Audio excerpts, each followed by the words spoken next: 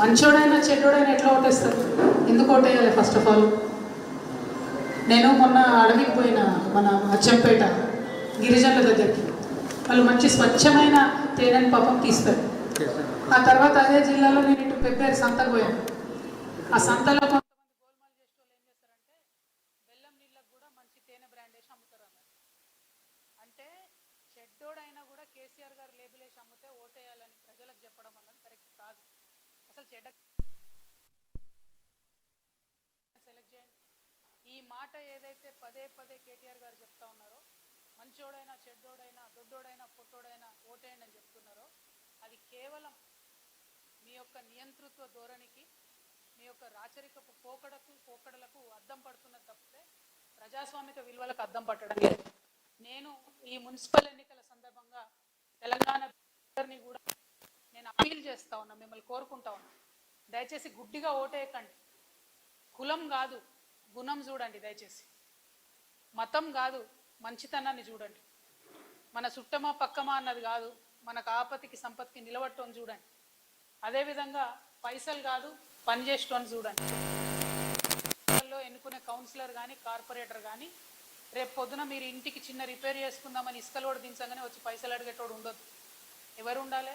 ఏదైనా ఆపది సంపత్తి ఉంటే పనిచేసేటోళ్ళు ఉండాలి. స్ట్రీట్ లైట్ పోతే పెట్టేయడానికి ఎంటబడేటోడు ఉండాలి. మోరీ ఇబ్బంది అయితే క్లీన్ చేపించేటోళ్ళు ఉండాలి. రోడ్డు ప్రాబ్లం అయితే వేయించేటోడు ఉండాలి. మీ దగ్గర స్కూల్ పని చేయకపోతే స్కూల్ ఏదైనా విషయం ఉంటే పనిచేసేటోడు ఉండాలి. అంతేగాని గుడ్డిగా ఒక లేబుల్ చూసి ఓటేయడం అన్నది మర్చిపోకపోతే ఇబ్బంది అవుతుందనే విషయాన్ని తెలంగాణ ప్రజలందరికీ నేను గుర్తు చేస్తూ, మరి ఇవాళ జరిగేటటువంటి మున్సిపల్ ఎన్నికలలో మంచి అభ్యర్థుల్ని చూసి ఏ పార్టీ వాళ్ళైనా ఓటేయమని నేను అప్పీల్ చేస్తూ ఉన్నాను.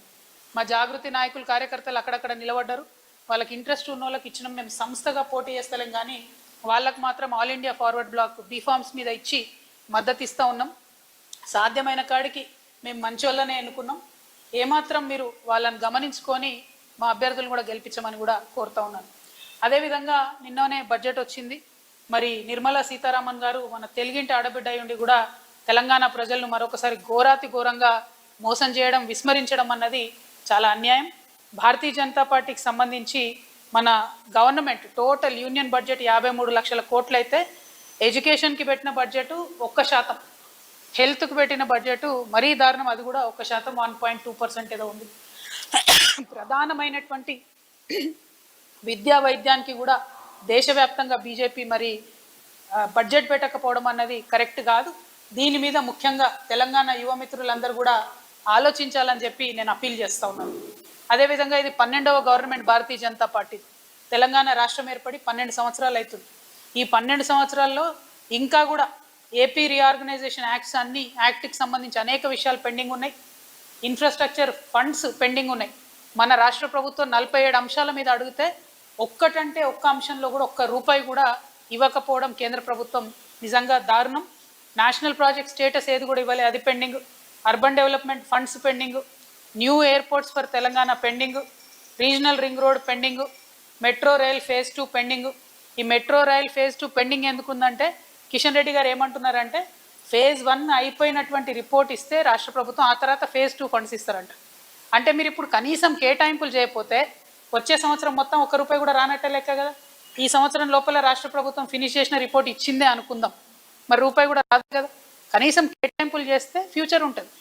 మరి కిషన్ రెడ్డి గారు ఎట్లా చెప్తున్నారంటే తెలంగాణ ప్రజలకు ఏం తెలియదు అన్నట్టు వారిని తప్పుదోవ పట్టించడానికి చెప్తున్నారు. ఇది కరెక్ట్ కాదు. అట్లనే ఐఐఎం ఇవ్వాలి, అది పెండింగ్ ఉన్నది. నవోదయ ఇవ్వాలి, అది పెండింగ్ ఉంది. కేంద్రీయ విద్యాలయాలు ఇవ్వాలి, అవి పెండింగ్ ఉన్నాయి. స్టీల్ ప్లాంట్ పెండింగ్ ఉంది బయ్యారంలో. అట్లానే కోచ్ ఫ్యాక్టరీ కూడా పెండింగ్ ఉంది. మరి ఇవన్నీ పెండింగ్ ఉంటే ముఖ్యమంత్రి గారేమో నేను కేంద్రంతో మంచుకుంటా, మోడీ గారు నా బడే బాయి అని చెప్పి 30 సార్లు వేసినట్టున్నాడు ఇప్పటి వరకు. అయినా ఒక 30,000 కోట్లు కూడా రాబట్టుకోలేకపోవడం అన్నది నిజంగా దారుణం. ఇది ఫెడరల్ స్ఫూర్తికి విరుద్ధం. ఈ వైఖరి మానుకోవాలని భారతీయ జనతా పార్టీకి ఇక్కడ నుంచి మనకిద్దరు మంత్రులు ఉన్నారు, వాళ్ళిద్దరిని కూడా నేను డిమాండ్ చేస్తూ ఉన్నా. ఇవన్నీ ఒక దగ్గర జరుగుతూ ఉంటే మన హైదరాబాద్లో గత 2022 నుంచి అన్ఫార్చునేట్లీ అగ్ని ప్రమాదాలు వరుసగా జరుగుతూ ఉన్నాయి. దాదాపుగా మీరు చూసినట్టయితే 2022 మార్చిలో సికింద్రాబాద్లో బోయిగూడలో జరిగిన అగ్ని ప్రమాదంలో 11 మంది చనిపోయారు. ఆ తర్వాత 2022 సెప్టెంబర్లో సికింద్రాబాద్ రూబీ హోటల్లో జరిగిన అగ్ని ప్రమాదంలో కూడా 8 మంది చనిపోతే 11 మంది తీవ్రంగా గాయపడ్డారు. మళ్ళీ 2023 జనవరిలో సికింద్రాబాద్ నల్లగుట్టలో దక్కన్ మాల్లో జరిగినటువంటి స్పోర్ట్స్ షాప్లో కూడా చాలా మంది చనిపోయారు. మళ్ళీ 2023 మార్చిలో స్వప్నలోక్ కాంప్లెక్స్లో జరిగిన దాంట్లో 6 చనిపోయారు. అట్లనే 2023 నవంబర్లో నాంపల్లిలో జరిగినటువంటి అపార్ట్మెంట్లో 9 మంది చనిపోయారు. 2025 మే ఈ సంవత్సరం పోయిన సంవత్సరం మే 18న గుల్జార్ హౌస్లో అగ్ని ప్రమాదం జరిగితే 17 మంది ప్రాణాలు కోల్పోయారు. నిన్నగాక మొన్న జనవరి 25న నాంపల్లిలో జరిగిన అగ్ని ప్రమాదంలో మన తెలంగాణకు సంబంధించిన చిన్న పిల్లలు చనిపోయారు. అయితే ఘోరం ఏంటంటే ఈ రాష్ట్రంలో కాంగ్రెస్ ప్రభుత్వం అధికారంలోకి వచ్చినాక అగ్ని ప్రమాదాలలో 22 మంది చనిపోతే ముఖ్యమంత్రి గారు కనీసం ఒకరిని కూడా పరామర్శించలేదు. ఎంత నిర్లక్ష్య వైఖరి అంటే నిన్న నాంపల్లిలో చనిపోయినటువంటి వాళ్ళలో మన తెలంగాణలో ఎవరు లేరు, అంత బీహార్ వాళ్ళు చనిపోయినని చెప్పారు. అంటే కనీసం ఒక శ్రద్ధతోని వెళ్ళడం అడగడం ఎటువంటి అంశాలు కూడా ముఖ్యమంత్రి చేయకపోవడం అన్నది నిజంగా చాలా బాధాకరం. ఆయన్నే మున్సిపల్ శాఖ మంత్రిగా ఉన్నాడు. డెఫినెట్గా ఓల్డ్ బిల్డింగ్స్ అన్నిటిని కూడా రెగ్యులర్గా మానిటర్ చేయాలి. సెల్లార్స్లో రన్ అవుతున్న బిజినెస్ని రెగ్యులర్గా మానిటర్ చేయాలి. అవేం చేయకుండా ముఖ్యమంత్రి గారు పిఆర్ స్టంట్లు చేస్తున్నారు. సౌమ్య చనిపోయిందండి, ఎక్సైజ్ కానిస్టేబుల్ సౌమ్య చనిపోతే ముఖ్యమంత్రి గారు విదేశాలలో ఉన్నారు. ఇంత టెక్నాలజీ ఉంది, కనీసం సౌమ్య గాయపడిన రోజు ఒక ట్వీట్ చేయాలి. సౌమ్య మరణించిన తర్వాత తెలంగాణ సీఎంఓ నుంచి ట్వీట్ చేసిరు. నేను ఇవాళ డిమాండ్ చేస్తా ఉన్న ముఖ్యమంత్రి గారిని, ఎక్సైజ్ వాళ్ళ మీద ఈ డ్రగ్ మాఫియా చేస్తున్నటువంటి దాడులు అరికట్టాలంటే ఎక్సైజ్ వాళ్ళకు వెపన్స్ ఇవ్వాలి, ఫారెస్ట్ వాళ్ళకు కూడా వెపన్స్ ఇవ్వాలని చెప్పి నేను డిమాండ్ చేస్తూ ఉన్నా. ఇట్లా హైదరాబాద్కి సంబంధించిన సేఫ్టీ అయితే చాలా దారుణంగా ఉంది. ముఖ్యంగా మహిళల మీద, బాలికల మీద ఒక 2025లోనే ఈ ఒక్క సంవత్సరంలోనే ఓవరాల్గా నగరంలో మన హైదరాబాద్లో 69 హత్యలు, 176 హత్యాయత్నాలు, 166 కిడ్నాప్ కేసులు నమోదైనవి. వీటితో పాటు బోనస్ ఏంటంటే మనకు గన్ కల్చర్ ఒకటి మోపైంది. 2 రోజుల కింద ఏటీఎం దగ్గర ఒక వ్యాపారవేత్త 6 లక్షల రూపాయలు తీసుకొని పోతుంటే గన్నులతో కాల్చి మరి ఎత్తుకపోయింది.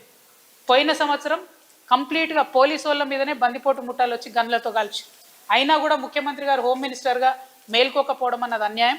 దీన్ని తక్షణమే వారు చర్యలు తీసుకోవాలని చెప్పి నేను డిమాండ్ చేస్తున్నా. ఇక వీటన్నిటికీ మించి జరుగుతున్నది ఏంది ఈ రాష్ట్రంలో అంటే, ముఖ్యమంత్రి గారు ఏదైతే ఇప్పటి వరకు 3 వరల్డ్ ఎకనామిక్ ఫోరమ్స్ పోయినారు, అట్లనే హైదరాబాద్లో ఒక గ్లోబల్ సమ్మిట్ పెట్టారు. సరే దీనిలో ఇన్ని వేల కోట్లు వచ్చినాయి, పెట్టుబడులు అన్ని వేల కోట్లు వచ్చినాయని చెప్పి వారు చెప్పడం జరిగింది. పైగా మొన్న కొత్తగా మరేదో ప్రజల దగ్గర నేర్చుకోవాల్సిన పాఠాలను విస్మరించి మరి హార్వర్డ్ బిజినెస్ స్కూల్ కూడా ముఖ్యమంత్రి గారు పోవడం జరిగింది. నేను మొదటి ప్రశ్న ఏమడుగుతా ఉన్నా అంటే, మీరు పోయినటువంటి హార్వర్డ్ కెనడీ ప్రోగ్రాము మిమ్మల్ని వాళ్ళు గౌరవార్థం ఇన్వైట్ చేసిరా, లేకపోతే మీరు ఫీజు కట్టి అందులో చేరినరా?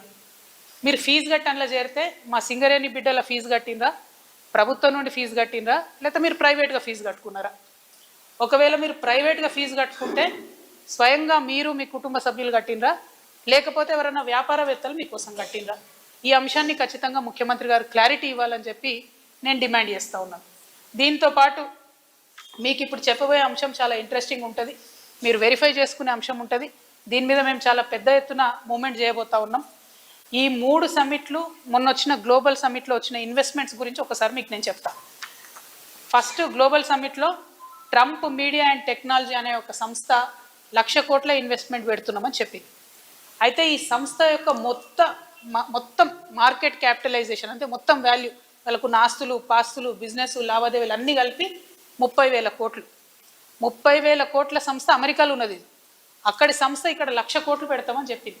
మరి ఎట్లా పెడతారు, ఏ రంగంలో పెడతారు, ఏం పెడతారు అనేటటువంటి డీటెయిల్స్ కానీ రోడ్ మ్యాప్ కానీ ఏం లేదు. మొదటిది అది. అట్లీస్ట్ ఈ సంస్థ ఫేక్ కాదు, ఈ సంస్థ మాత్రం రియల్. తర్వాత ఏజీఐడిసి సింగపూర్ అనేటటువంటి సంస్థ, ఈ సంస్థ ఏం చేసిరు, ఇంటర్నేషనల్ గేట్వే డేటా సెంటర్ పెట్టడానికి 67,500 కోట్లు 67,500 crores ఇన్వెస్ట్ చేస్తామని చెప్పారు.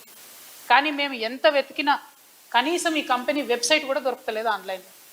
ఏజీఐడిసి సింగపూర్ అనే సంస్థ ఎక్కడ రికార్డ్ లేదు, సింగపూర్లో లేదు, ఎక్కడ లేదు, రిజిస్ట్రేషన్ లేదు. కానీ మన దగ్గరకు వచ్చి మొన్న గ్లోబల్ సమ్మిట్లో 67,500 కోట్లు ఇన్వెస్ట్ చేస్తామని చెప్పడం జరిగింది. ఆ తర్వాత ఇంకోటి ఇన్ఫ్రాకి డేటా సెంటర్ పార్క్స్ అని 70,000 కోట్ల ఎంఓయూ చేసుకున్నారు వీళ్ళు. వీళ్ళు ఎంత ఘోరం అంటే వీళ్ళు ఎంఓయూ చేసుకున్న కంపెనీ మొన్న 2025లో గ్లోబల్ సమ్మిట్లో ఎంఓయూ చేసుకున్న కంపెనీ, ఈ కంపెనీని పెట్టిందే ఈ సంవత్సరం మే 2025 పెట్టిండ్రు. అంతకుముందు ఇదే కంపెనీ ఏం చేసింది, అమెరికాలో పోయిన సంవత్సరంలో అక్కడ ఒక కంపెనీ రిజిస్టర్ చేసి అక్కడ గవర్నమెంట్ కూడా 90,000 కోట్లు ఎంఓయూ చేసుకుంది. ఆ తర్వాత బ్రెజిల్కి పోయినరు వీళ్ళు, అక్కడికి పోయి కూడా 70,000 కోట్లు ఎంఓయూ చేసుకుంది. అంటే నాకు అర్థమవుతున్నది ఏంటంటే ఇది ఒక ఫేక్ కంపెనీ. ఎక్కడ ఇన్వెస్ట్మెంట్ కంపెనీలు సమ్మిట్ జరిగితే అక్కడికి పోయి 90,000, 70,000, 80,000 అని చేసుకుంటా తిరుగుతుండాలి. అయితే ఫేక్ కంపెనీ అయి ఉండాలి, లేకపోతే ఇప్పుడు 70,000 కోట్లు తెలంగాణ ప్రభుత్వంతో ఉన్న ఎంఓయూ చూపించి బ్యాంకులనన్నా మభ్యపెట్టే సంస్థ అయి ఉండాలి. ఇది ఏం సంస్థ, దీన్ని మీరు ఎట్లా నమ్మిండ్రు, ఎందుకు ఎంఓయూ చేసుకున్నారు, ప్రజలకు స్పష్టత ఇవ్వాలని చెప్పి నేను కాంగ్రెస్ ప్రభుత్వాన్ని కోరుతున్నాను. ఆ తర్వాత బ్రూక్ఫీల్డ్ యాక్సిస్ వెంచర్ అనేటటువంటిది ఉన్నది, ఇది రియల్ సంస్థనే. వీళ్ళు కూడా 75,000 కోట్లు అన్నారు, కానీ దీని మీద ఏం కూడా ముందడుగు పడ్డటువంటి పరిస్థితి లేదు. తర్వాత ఇదే బ్రూక్ఫీల్డ్ యాక్సిస్ సంస్థ, దానికి సంబంధించి సిస్టర్ కన్సర్న్ ఎవ్రీన్ యాక్సిస్ అనే ఎనర్జీ 31,500 కోట్లకు ఎంఓయూ చేసారు. అంటే ఒకటే సంస్థ 2 డిఫరెంట్ పేర్లతో 1,00,000 కోట్లు ఎంఓయూ చేసారు. మళ్ళీ సేమ్ ఇంతకుముందు లాగానే వాళ్ళ టోటల్ మార్కెట్ వాల్యూ కన్నా చాలా అతి ఎక్కువ చేసారు. ఎట్లా చేస్తారన్న దాని మీద క్లారిటీ లేదు. తర్వాత ఇంట్రెస్టింగ్ విషయం ఏంటంటే ఎమ్మెల్యే కుందూరు జైవీర్ రెడ్డి గారికి సంబంధించిన కంపెనీ ఆస్థా గ్రీన్ ఎనర్జీ అనేటటువంటిది 5,600 కోట్ల కోసం ఎంఓయూ చేసుకున్నారు. సరే, జైవీర్ రెడ్డి గారి కంపెనీ కదా అని మేము వారి ఎలక్షన్ అఫిడవిట్ చెక్ చేసినాం. వారి ఎలక్షన్ అఫిడవిట్లోనేమో ఈ కంపెనీ పేరు లేదు. మరి పాపం కొత్తగా పెట్టి ఉండొచ్చు, నాకు తెలియదు. కానీ కొత్తగా పెట్టిన కంపెనీలు అన్నీ కూడా ఎట్లా అంటే సబ్మిట్ అవుతుందంటే 3 నెలల ముందు కంపెనీ పెడతారు అన్నారు. పెట్టి 5,600 కోట్లు ఎంఓయూ చేశారు. మరి వీరు ప్రజా జీవితంలో ఉన్నారు కాబట్టి కుందూరు జైవీర్ రెడ్డి గారు అన్నా మరి ఇది సీరియస్ కంపెనీయా, 5,600 కోట్లు పెట్టుబడి పెట్టేంత అవకాశం ఉందా లేదా స్పష్టత ఇవ్వాలని చెప్పి నేను కోరుతా ఉన్నాను. ఈ తర్వాత అన్ని ఫేక్ కంపెనీలు స్టార్ట్ అవుతాయి. ఇది ఎంత ఘోరం అంటే ఒకటి భారత్ గరుడ అనే కంపెనీ ఉంది. వీళ్ళు ఏం ఎంఓయూ చేసిరంటే 2,100 కోట్లతోని కార్లు కంపెనీ పెడతాం తెలంగాణలోనే ఎంఓయూ చేసిరు. దీని మొత్తం పేడప్ క్యాపిటల్ అంటే 2,500 కోట్లు పెట్టుబడి పెట్టే సంస్థకు పేడప్ క్యాపిటల్ ఓన్లీ 10 లక్షల రూపాయలు. ఇంటర్నెట్లో సెర్చ్ కొడితే ఇది ఒకటే పేజ్ వస్తుంది వెబ్సైట్లో. పేరు భారత్ గరుడ, రిజిస్టర్డ్ ఇన్ అమరావతి, ఆంధ్రప్రదేశ్. ఇది ఒక పేరు తప్పితే ఎక్కడ ఫేస్బుక్ లేదు, యూట్యూబ్ లేదు, ట్విట్టర్ లేదు, ఏడిపోయినా ఇది ఒకటే పేజ్గానే పడుతుంది. అంటే ఎంత ఫేక్ సంస్థ అనేటటువంటి విషయం తెలుస్తుంది. తర్వాత అతిరథ్ హోల్డింగ్స్ అనే ఒక సంస్థ, అది కూడా అంతే, 10 లక్షల కంపెనీ, పెట్టుబడేమో 4,000 కోట్లు పెడతాం. ఎస్ఎల్ఆర్ సురభి 1 లక్ష కంపెనీ, పెట్టుబడేమో 3,000 కోట్లు పెడతాం. ఆర్సిటీ ఎనర్జీ 5 లక్షల ఉన్నటువంటి కంపెనీ, 2,500 కోట్లు పెట్టుబడి పెడతామని చెప్పి ఫేక్ ఎంఓయూలు చేసుకున్నారు. ఇక నా దగ్గర చాలా ఉన్నాయి, ఒకటి ఒక 4-5 కంపెనీలు ఉన్నాయి. గమ్మత్ ఏంటంటే ఒకటి, ఇది ఇంట్రెస్టింగ్ ఉంటుంది, ఈ ఉర్సా క్లస్టర్స్ అనే కంపెనీ మొదలు 500 కోట్లు పెట్టుబడి పెడతామని తెలంగాణ గవర్నమెంట్ ఎంఓయూ చేసుకున్న తర్వాత కంపెనీ రిజిస్టర్ చేసి. ఎంత గమ్మత్ అంటే ఇవి అసలు మరి మామూలుగా లేవు దారుణాలు. ఇవన్నీ డీటెయిల్స్ ఇవన్నీ కూడా మేము అప్లోడ్ చేస్తాం. నేను మీ అందరితో కోరేది ఏంటంటే ముఖ్యంగా I appeal to the youngsters of Telangana, we need to expose these fake MOUs. మేము చేసిన రీసెర్చ్తోని we found out about 10-20 companies which we will upload online. నేను అపీల్ చేసేది తెలంగాణ యువకులతోని, దయచేసి మీరు కూడా రీసెర్చ్ చేయండి. ఫేక్ ఎంఓయూస్ ఏవైతే ఉంటాయో వాటిని ఎక్స్పోజ్ చేద్దాం. కాంగ్రెస్ ఫేక్ ఎంఓయూస్ అనేటటువంటిది అందరు పట్టుకోండి, అటు కూడా ఇవ్వండి. కాంగ్రెస్ ఫేక్ ఎంఓయూస్ అనేటటువంటి మనం ఎక్స్పోజ్ చేయాలి. ఎందుకంటే ఒక పక్క ప్రజలు సఫర్ అవుతుంటే, అగ్ని ప్రమాదాల్లో చచ్చిపోతుంటే, ఎక్సైజ్ వాళ్ళ మీద దాడులు జరుగుతుంటే విదేశాల్లో ఉన్న ముఖ్యమంత్రి గారు స్పందించారు. ఇంకొక పక్క 3 ఏళ్లలో 30 సార్లు విదేశాలు తిరిగి గ్లోబల్ సమ్మిట్లు 3 పెట్టి, తెలంగాణలో గ్లోబల్ సమ్మిట్ పెట్టి పెట్టుబడులు వచ్చేస్తున్నాయి, ఉద్యోగాలు వచ్చేస్తున్నాయని మోసం చేస్తున్నారు. ఇంకొక పక్క పాత ప్రభుత్వం ఇచ్చినటువంటి ఉద్యోగాలకు వారు మళ్ళీ ఇప్పుడు ఏదో నోటిఫికేషన్ ఇచ్చినట్టు ప్రభుత్వ ఉద్యోగాలు ఇస్తున్నారని అట్లా మోసం చేస్తున్నారు. కాబట్టి తెలంగాణ యువకులకు నేను పిలిపిస్తా ఉన్నాను, #fake MoUs, Congress fake MoUs, వీటిని ఎక్స్పోజ్ చేద్దాం దయచేసి. ఎందుకంటే ఈ ప్రభుత్వం ప్రజలను ఎంత మోసం చేస్తుందో మనం తెలుసుకోవాలి, తెలియజేయాలి. మనమేమనుకుంటాం, ఇన్ని లక్షల కోట్ల ఇన్వెస్ట్మెంట్ వస్తుందంటే ఎన్ని వేల ఉద్యోగాలు వస్తాయో అనుకుంటాం. కానీ ఇదంతా తప్పుడు ప్రచారం అనే విషయాన్ని కాంగ్రెస్ ప్రభుత్వాన్ని ఎండగట్టాలని చెప్పి నేను కోరుతా ఉన్నాను. దీని మీద తప్పక మనం చర్యలు తీసుకోవాలి. కాబట్టి యువమిత్రులందరినీ కూడా ఇన్వైట్ చేస్తున్నా. సో ఇట్లాంటి అనేక అంశాలు ఒకటి తెలంగాణ జాగృతి రేపటి నుంచి అనేకమైనటువంటి అంశాల మీద కంటిన్యూస్గా పోరాటాన్ని తీసుకోబోతా ఉన్నాం. ఈ ఎన్నికలు అయిపోయిన తర్వాత ఫిబ్రవరి 20 తర్వాత మరి మా జనం బాట ఏదైతే మిగిలిన జిల్లాలు ఉన్నాయో అది కూడా స్టార్ట్ అవుతుంది. దాని తర్వాత ఇంకా పెద్ద ఎత్తున ప్రజలకు వెళ్తామని సందర్భంగా తెలియజేస్తూ, మరొక పక్క బీఆర్ఎస్ పార్టీ రాచరిక పోకడలతోని ఎవరిని పెడితే వాళ్ళకు ఓటేయాలని బెదిరిస్తుంది. ఇంకొక పక్క కాంగ్రెస్ పార్టీ మోసపూరితమైనటువంటి విధానాలతోని తెలంగాణను వంచిస్తుంది. ఇంకొక పక్క బీజేపీ పార్టీ ఇవ్వగలిగే పరిస్థితిలో ఉండి కూడా తెలంగాణ ప్రజలకు ఒక్క రూపాయి కూడా ఇవ్వకుండా మనల్ని విస్మరిస్తోంది. కాబట్టి ఈ రాష్ట్రంలో ఖచ్చితంగా పొలిటికల్ సిస్టమ్ని మార్చడానికి యువమిత్రులు ముందుకు కదలాలి, మేధావులు ముందుకు కదలాలి, మహిళలు ముందుకు కదలాలని పిలుపునిస్తూ కాంగ్రెస్ ఫేక్ ఎంఓయూస్ని ఎక్స్పోజ్ చేద్దామని తెలియజేస్తూ సెలవు తీసుకుంటున్నాను. జై తెలంగాణ.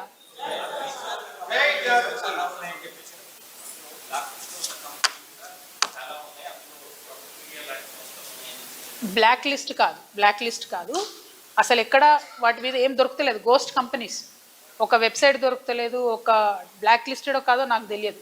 కానీ నేను ఏవైతే మేము రీసెర్చ్ చేసి పట్టుకున్న 20 కంపెనీలు ఉన్నాయో ఆ డేటా అంతా ఇప్పుడు నా ట్విట్టర్లో అన్ని చోట్ల పెడతాము. ప్రభుత్వం జవాబు ఇవ్వాలి, ఏమవుతుంది, ఇది ఎందుకు ఇంత ఫేక్ చేస్తున్నారు. ఒకవేళ ఇన్వెస్ట్మెంట్ వస్తే వచ్చినది ఎక్కడ కంపెనీ ప్రారంభమైంది, ఆ సంస్థ ద్వారా ఎన్ని ఉద్యోగాలు ఇచ్చారు అది కూడా చెప్పండి. ఏదన్నా స్టార్ట్ అయి ఉంటే. నాకు తెలిసి అయితే పోయినసారి బీఆర్ఎస్ గవర్నమెంట్లో జరిగినటువంటి 1-2 ఎంఓయూస్కి సంబంధించి ఆ కంపెనీస్ని స్టార్ట్ చేసిరు తప్పితే కొత్తగా వచ్చి ఈ గవర్నమెంట్లో వచ్చిన ఏ ఒక్క కంపెనీ కూడా ఒకటి కూడా ప్రారంభమైనట్టు నా దృష్టిలో లేదు. అయి ఉంటే సంతోషం, ఎందుకంటే తెలంగాణ యువకులకే ఉద్యోగం వస్తాయి. కాబట్టి ఈ ఫేక్ ర్యాకెట్ని ఎక్స్పోజ్ చేయాలనేటటువంటి ఉద్దేశంతోనే ఈ యొక్క ఆలోచన చేస్తూ ఉన్నాం. అంటే విచారణ జరుగుతుంది కదా. The investigation is going on. Let it go. The investigation should happen in a more transparent way. And anyway, Honorable KCR Garu was the Chief Minister for last 10 years. So they might have called him. And he will answer for it, whatever they have called. So I have nothing to do with it. I am like you, waiting for the result. I am hoping that this entire phone tapping thing will be concluded somewhere or the other, instead of just dragging it.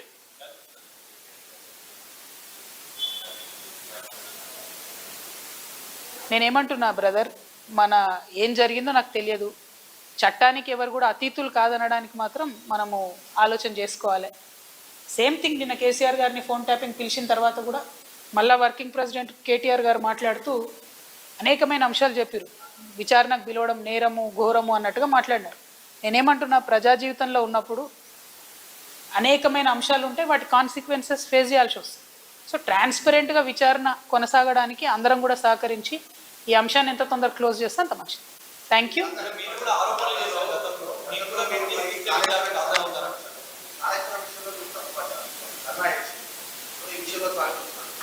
నేనేం తప్పు పట్టట్లే. నేనేమంటున్నా, వారు మాట్లాడిన మాటలు చూడండి. ఎట్లా అయితే మంచోడైనా చెడ్డోడైనా మేము చెప్పిన వాళ్ళకే ఓటేయాలన్నారో అసలు మమ్మల్ని విచారణకే పిలవద్దు అన్నట్టు మాట్లాడుతుంది.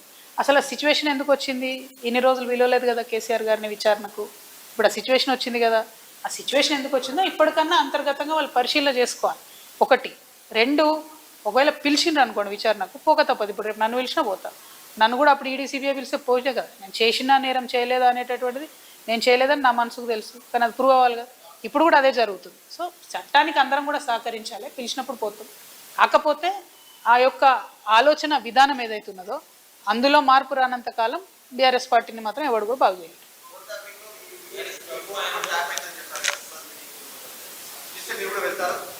తప్పకుండా చట్టానికి సహకరిస్తాం కదా. చట్టానికి సహకరించకుండా ఎందుకుంటాం? వెళ్తాం. ఓన్లీ థింగ్ నేనేమంటున్నా అంటే, కాంగ్రెస్ గవర్నమెంటు గుంటనక్కగతోని కంప్లీట్గా మ్యాచ్ ఫిక్సింగ్లు ఉన్నారు కాబట్టి వాళ్ళు దీన్ని కంక్లూడ్ చేయరు. నిజమైన నేరస్తులు బయటకు వస్తారని నేను అనుకుంటలేను. ఏదో టైంపాస్ చేసి ఇప్పుడు మున్సిపల్ ఎన్నికలు 10-11 రోజులు హడౌట్ చేసి వదిలేస్తారేమో అనేటటువంటి ఆలోచన నాకున్నది.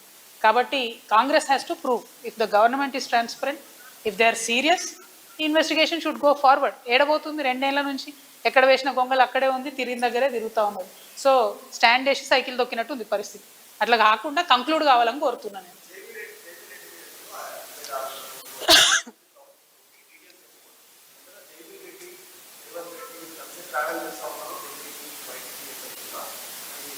అంటే జైవీర్ రెడ్డి గారు రేవంత్ రెడ్డి గారు ఎంత క్లోజ్ అన్నది నాకు తెలియదు, నాకు అనవసరం కూడా. పాయింట్ ఏంటంటే, వారు బాధ్యత కలిగినటువంటి ఎమ్మెల్యేగా ఉన్నారు కాబట్టి వారి కంపెనీ నుండి 5,600 crores ఇన్వెస్ట్మెంట్ ప్లెడ్జ్ చేసిండ్రు ఇలా. సో వేరే కంపెనీలాగా ఇది కూడా ఉట్టిగా టైంపాస్ ప్లెడ్జా, సీరియస్ ప్లెడ్జా? వారు చెప్పాలి, ప్రభుత్వం చెప్పాలని నేను అడుగుతున్నాను. మిగతా కంపెనీస్ మేము చెప్పినటువంటి ఇప్పుడు చూపించినటువంటి కొన్ని అయితే వెబ్సైట్ లేని కంపెనీలు కూడా 5,000 కోట్లని ప్లెడ్జ్ చేసారు. 10 లక్షలు పేడప్ క్యాపిటల్ ఉన్న వాళ్ళు కూడా 3,000 కోట్లు అని చెప్పి ప్లెడ్జ్ చేయడం జరిగింది. సో నేను అందుకని అంటున్నాను, అంటే చెప్తే మీకు బోర్ కొడతాను, అన్ని పేర్లు చెప్పలే, ట్వీట్ చేస్తావి, మీరు డీటెయిల్స్ చూడొచ్చు. మీరు కూడా ఒక్క నిమిషం గూగుల్లో కొడితే మీకే తెలుస్తుంది ఏంది పరిస్థితి అని. Total fake. ఏదో 1-2 రియల్ కంపెనీస్ ఉన్నా కూడా అవేంది అని అంటే అక్కడ మార్కెట్కి అసలు వీడికి ఎట్లా వస్తారు, ఆ స్ట్రీమ్లో ఇంతగానం ఎట్లా ఇన్వెస్ట్ చేస్తారంటే సమాధానం లేదు, రోడ్ మ్యాప్ లేదు. సో వీటి మీద స్పష్టత ఇవ్వాల్సిన బాధ్యత ప్రభుత్వానికి ఉన్నది, ప్రశ్నలు అడిగే బాధ్యత ప్రతిపక్షంగా మాకున్నది, కాబట్టి మేము అడుగుతాం. Thank you. జై తెలంగాణ.